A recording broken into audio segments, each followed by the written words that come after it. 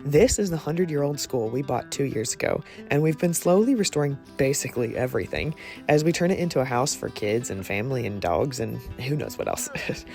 In this update, I want to show you how we've been working on revealing the stunning brick walls that were beneath some of the damaged plaster walls, but more on that in a second. One of the most incredible things about this school, besides being a stately little castle building in the middle of some cornfields, is the brick. The bricks that make up this school are not your normal bricks. Good luck picking these beauties up at Home Depot.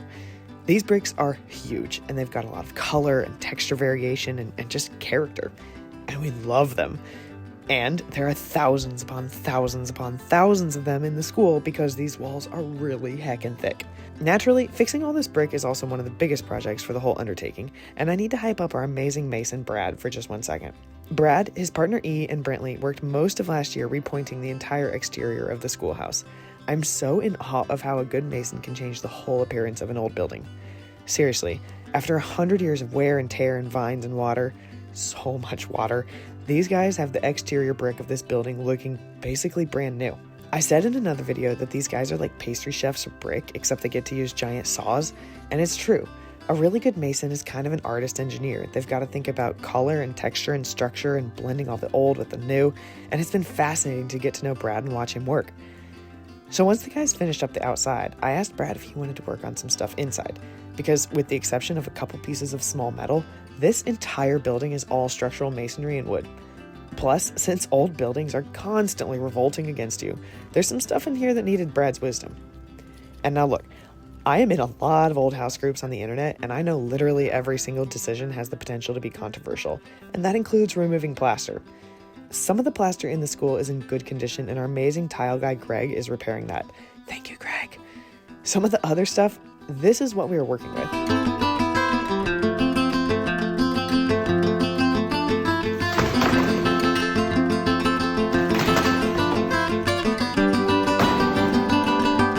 We also had everything in here professionally tested for asbestos and lead, and thank goodness there was none, because you never know.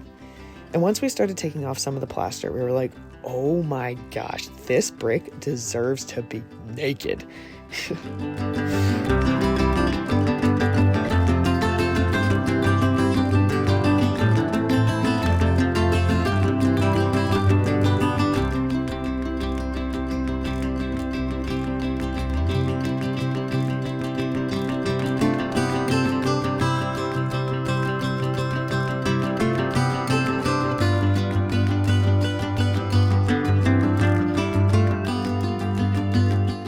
So Brad was able to carefully remove the plaster with a hammer drill, which it was pretty fast, and then there was this haze of plaster left on the brick. It was kind of like a lime wash look to it, but it was also kind of chunky and it just looked a little unfinished.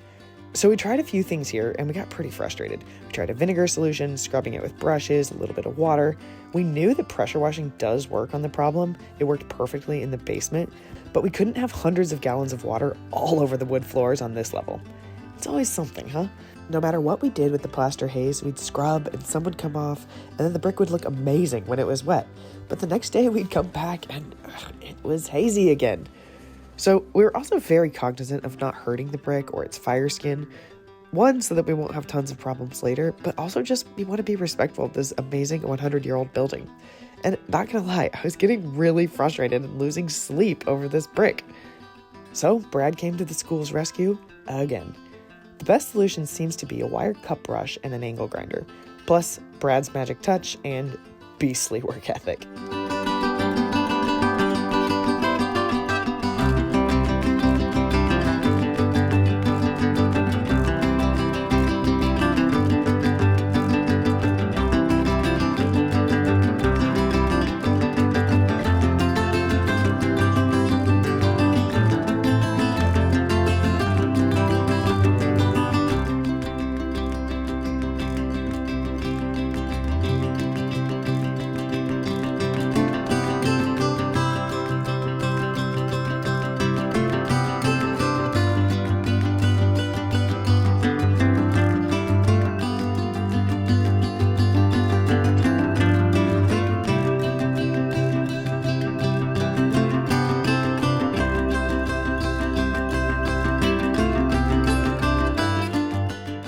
And now here's a close-up.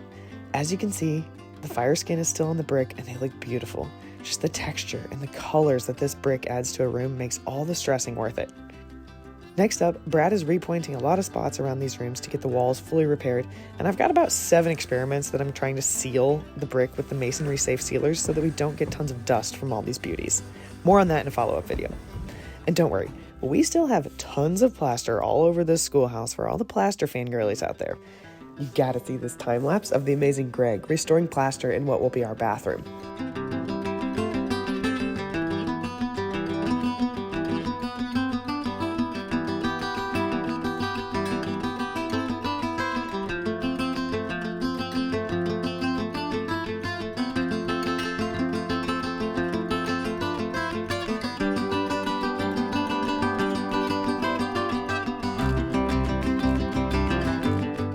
Next up, we're getting some HVAC in here, then some new and refinished floors. We've got to assemble our kitchen from semi-handmade, maybe some toilets if we're lucky.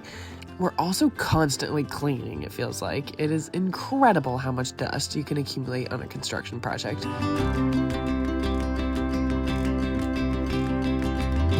I also can't wait to show you what Brad's been doing in the engine room in the basement. So this room, I've mentioned it before in previous videos, was an old engine boiler room in the middle of the basement. It was also creepy as heck when we bought the school. The farmer who bought our school in the 30s used the basement as a barn with cows, sheep, pigs. There were turkeys upstairs.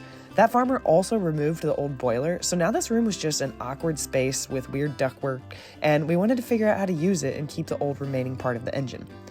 Brad has been fixing, repointing, removing the old ductwork, raising the entrance to this room so that we can actually use it instead of wasting the space.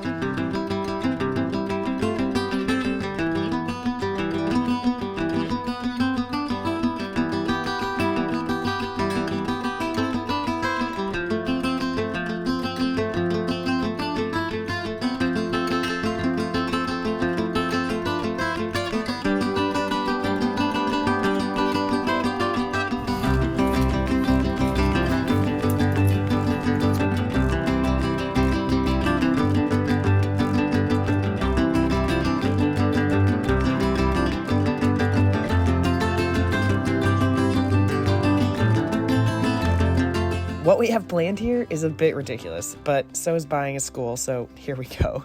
We plan to turn this little room into a little cocktail cellar of sorts. In a previous life, while we lived in New York, I was deep in cocktail world. My day job was all about dogs, but on the side, I ran this cocktail blog Instagram thing about making ridiculous drinks from the things that I'd grow on our balcony. So eventually, we're gonna make a little cocktail cellar speakeasy thing in this cool boiler room, thanks to Brad's help. We also just found some newspaper clippings and history documents at the Johnson County Museum of History that explain how in the heck these engines and boilers worked back in the day. More on that to come, and so much more to do in this journey as we turn this old school into our house. Thanks, as always, for following along.